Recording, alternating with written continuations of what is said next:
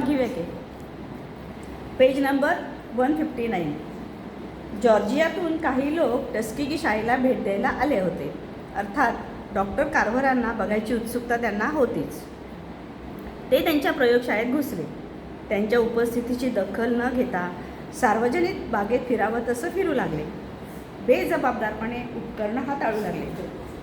त्यातला एकजण कार्व्हरांपाशी जाऊन म्हणाला, आम्ही जॉर्जियातले आहोत, पण आमची मनं साफ आहेत.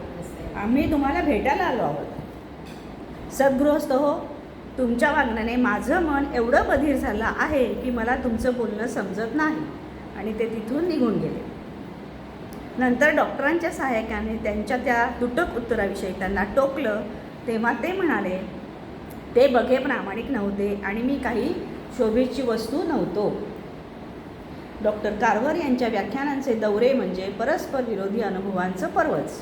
व्याख्यानांचं सभागृह कितीही मोठं असलं तरी जागा अपुरीच पडे. हॉलमधील गच्च गर्दीपेक्षाही प्रचंड जनसमुदाय बाहेर उभा असे. पण याच व्याख्यात्याला व्यासपीठावर पोहोचण्यापूर्वी किती मानसिक आणि शारीरिक क्लेशातून जावं लागेल.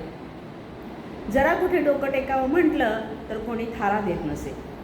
मोठमोठ्या हॉटेलांच्या प्रतीक्षागृहात बसून आपल्याला या ठिकाणी उतरता येईल का याची साशंक मनाने वाट पाहावी लागेल.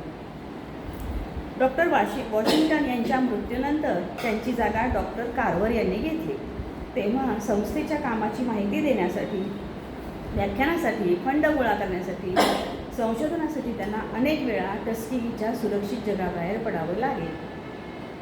त्यावेळी त्यांचा प्रवास इंजिनामागे निग्रोंसाठी राखून ठेवलेल्या धुरकट आणि कोणत्या डब्यातून होत असे.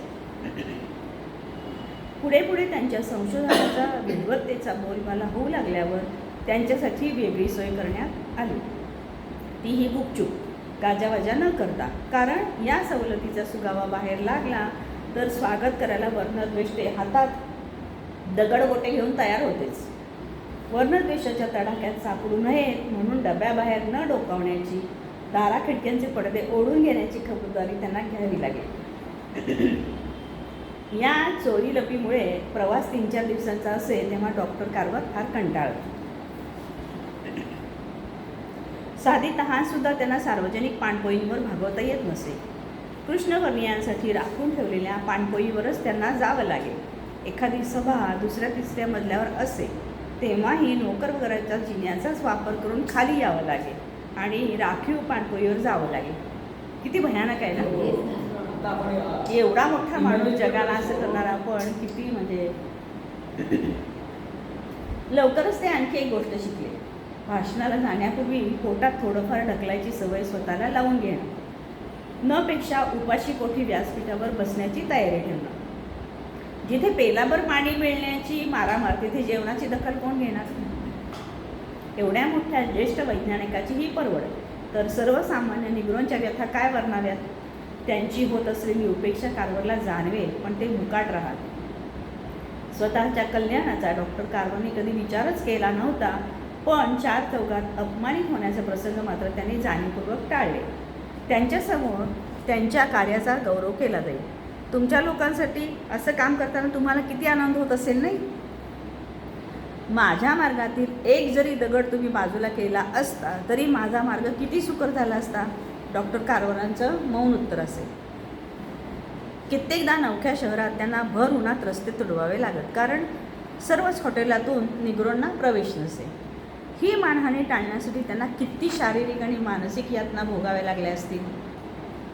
टस्केगी सोडून प्रवासाला निघताना त्यांना मनाची केवढी तयारी करावी लागेल ती त्यांची तेच जाणवत. आपल्या व्यक्तिगत सुरक्षिततेसाठी टस्केगीबरोबर जाणं त्यांनी कधीच टाळलं नाही.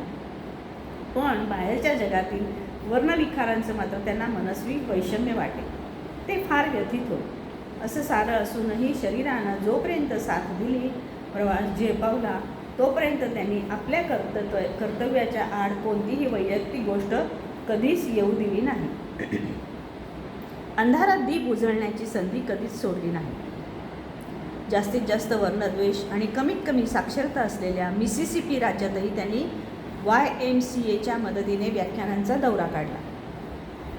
या दौऱ्यांविषयी मिसिसिपीचा सेनेटर म्हणाला, टस्किकीच्या या शेंगदाणेवाल्याकडे आमच्या गोऱ्या मुलांनी ऐकावं असं काय असणार आहे? या राज्यात ठिकठिकाणी निगर तुझं तोंड काळं कर अशा फलकांनी त्याचं स्वागत केलं जाईल. तशाही परिस्थितीत त्यांनी व्याख्यानं दिली, विद्यार्थी श्रोत्यांना उत्तम प्रोत्साहन दिलं. मिसिसिपीमधील एका महिला विद्यापीठातील त्यांचं व्याख्यान वर्णद्वेषाच्या कारवायांमुळे त्यावेळी रद्द करण्यात आलं.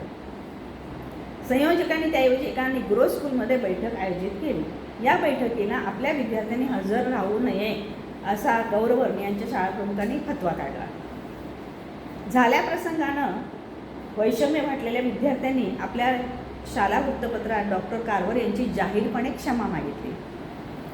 गेल्या आठवड्याचं संपादकीय आणखी एक पाऊल पुढे हे लिहिण्यात आम्ही थोडी घाई केली असे वाटते.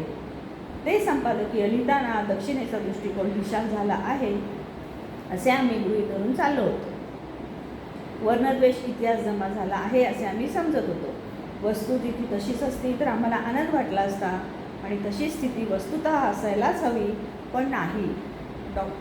प्राध्यापक कारभारांविषयी दाखवण्यात आलेली उदासीनता आम्ही अजून होतो तेथेच आहोत हेच दर्शवत नाही का? अजूनही आम्ही आमच्या संकुचित दृष्टिकोनावर मात करून वर्णद्वेषाचे भूत गाडू शकलो नाही हेच करेल. आता शर्मेने केवळ मान खाली घालून बसण्यापेक्षा ही स्थिती संपूर्णतः बदलण्यासाठी आम्ही झटून उभे राहिले पाहिजे.